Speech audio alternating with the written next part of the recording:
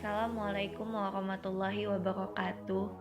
Nama saya Ayu Fatimah Syari dengan NPM 1905170043. Saya dari kelas 3A Akuntansi Pagi, Prodi Akuntansi, Fakultas Ekonomi dan Bisnis Universitas Muhammadiyah Sumatera Utara. Di sini saya akan menjelaskan tentang riba. Riba adalah penetapan bunga atau melebihkan jumlah pinjaman saat pengembalian berdasarkan persentase tertentu dari jumlah pinjaman pokok yang dibebankan kepada peminjam. Riba secara bahasa bermakna ziyadah atau tambahan. Dalam pengertian lain, secara linguistik, riba juga berarti tumbuh dan membesar.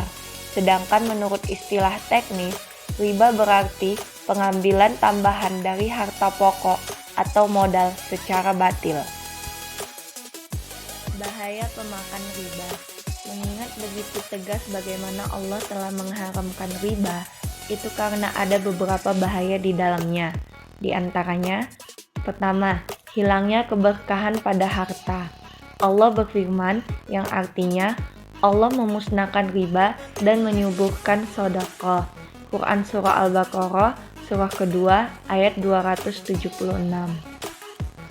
Kedua, orang yang berinteraksi dengan riba akan dibangkitkan oleh Allah pada hari kiamat kelak dalam keadaan seperti orang gila.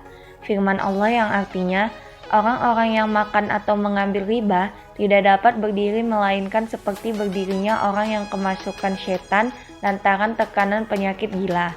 Quran Surah Al-Baqarah Surah kedua ayat 275. Ketiga, orang yang berinteraksi dengan riba akan disiksa oleh Allah.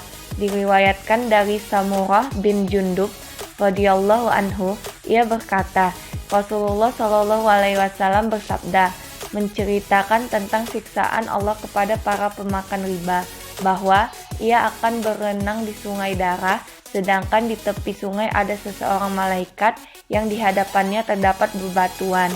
Setiap kali orang yang berenang dalam sungai darah hendak keluar darinya, lelaki yang berada di pinggir sungai tersebut segera melemparkan bebatuan ke dalam mulut orang tersebut, sehingga ia terdorong kembali ke tengah sungai dan demikian itu seterusnya. Hadis riwayat Bukhari. Keempat, Allah tidak akan menerima sedekah, infak, dan zakat yang dikeluarkan dari harta riba. Hal ini berdasarkan sabda Rasulullah Shallallahu alaihi wasallam yang artinya, wahai manusia, sesungguhnya Allah itu maha baik dan tidak akan menerima sesuatu kecuali yang baik. Hadis riwayat Muslim dari Abu Hurairah radhiyallahu anhu. Yang kelima, doa pemakan riba tidak akan dikabulkan Allah.